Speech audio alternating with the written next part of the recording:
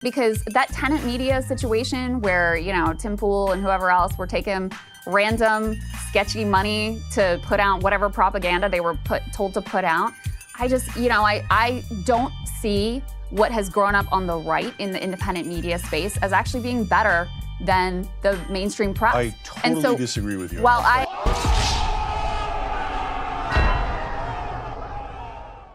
What's on, everyone? Jeremy here from The Quartering. Some interesting interactions last night. Shout out to the hard work Tim Pool's doing and the work his crew does on the Timcast IRL show and their ability to bring in interesting guests like Cenk Uygur of the Young Turks, who appears to be trying to have some sort of weird redemption arc, and an individual who goes by the name Krystal Ball, I doubt that's her real name, maybe it is, who used to work for MSNBC and now is on some sort of online show or something that I've never heard of, but some of my viewers know of it, and who's most famously, in my world, married to that complete lunatic moron, in my opinion, Kyle Kulinski of Secular Talk, defamed Tim Boy, and Tim has threatened to sue her, and I hope he does. It takes a lot of money to kind of sue these liberal journos, and it's difficult to kind of build a case, but Tim has all the money that he needs to do, and hopefully he'll hold her accountable. Just want to remind everybody, today or tomorrow will be the last day. I'm sure many of you are like, thank God he'll stop doing the stupid ad reads for it. The perfect Christmas gift. We have 2 hilarious mega themed cookbooks, one with 42 recipes, one with 50. We also have a bundle available with hilarious recipes like Nancy Pelosi's gin-soaked cake and, Hunter's Christmas crack and Kamala Harris's tuna meltdown and much more. The perfect stocking stuffer, the perfect gift. But I'm cutting off shipping this week because I want to make sure you get it in time for Christmas. And USPS is taking a lot longer these days than usual. So tailgatesfortrump.com, link in the description to get your book. Get it ordered today. We're getting orders out basically every 48 hours now. So we're basically all caught up. We sent out 400 orders today. So you should be good. If you've already ordered, it should be on the way. Now, I want to go to Cenk's weirdo redemption arc here. Here he is accurately describing Trump derangement syndrome. So Trump, which he has, by the way, when he does things and they take it out of context, I hate it, and I think that's Trump derangement syndrome.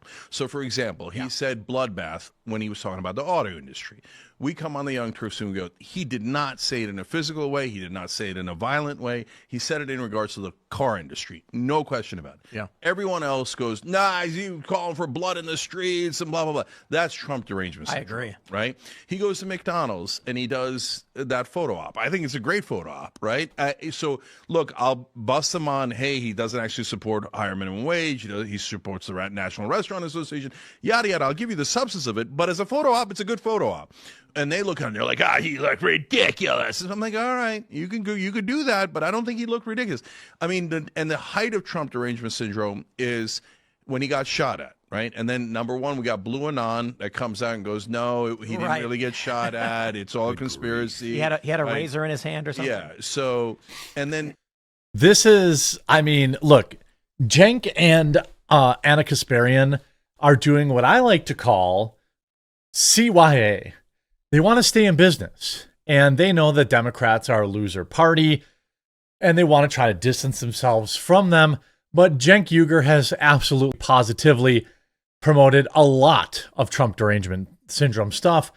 I'm pretty sure I saw him promote the Very Fine People hoax, all sorts of stuff like that. So, I don't know. And number two is, no, he wasn't heroic. Guys, he got shot at. He comes up and he goes, does this, and he goes, fight, fight, fight. If that's not courage, I don't know what courage is, right? So I called him courageous for that. And I called him courageous for that at a moment where I desperately wanted him to lose the election. Okay? But Fair. But we're honest. So we don't have Trump derangement syndrome. What we have is honest disagreements about Trump. But I would argue that, and now I'll trigger a lot of people, I would argue that a lot of the right wing has Trump derangement syndrome in reverse. Like they'll see something that he does that makes no sense, that is not a conservative position, that is not a right wing position, that is not a populist position, and they'll go, if Trump did it, I love it. Bro, remember Kafifi? Yes. That is also true. The right wing does have Trump cultists who think every gaffe he's ever done is fourth dimensional chess. There are some of these individuals that I share the same space with, that if you even mildly criticize a decision Trump made, you're no longer a Trump supporter. You're a liberal. So Cenk's kind of renaissance, I'm not buying it. I think people can change, and I'd love to have him on. Maybe I'll have him on one day on a live stream and really see if I feel like I'm a really good judge of character. It's one of the things that I will rarely boast about, myself. I try to be pretty humble, but I feel like I'm a very good judge of character. I'd like to sit down in a room with him and really figure out if it's a grift or not, because most people are with me saying the Young Turks must really be struggling now. The grift to keep the Young Turks in business. Cenk Uygur is going all out to try and reinvent himself post-election. The guy is a total clown and grifter. I tend to, Cenk just called him a fascist on trigonometry. So all this stuff is just a lie. You know what I mean? Like, here, let's go. Let's find it. This was,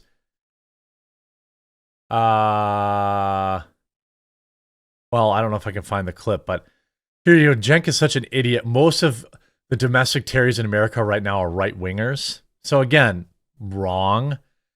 He went on trigonometry. Here he is. Is Trump a fascist? This is November 14th. So you don't call Trump Hitler, and you don't call the Republicans Nazis. But when you say the word fascist, as you say, the meaning of that word has been eroded. That's where most people's minds is going to go, right? So what do you guys tell me, what should I call his obvious dictatorial tendencies?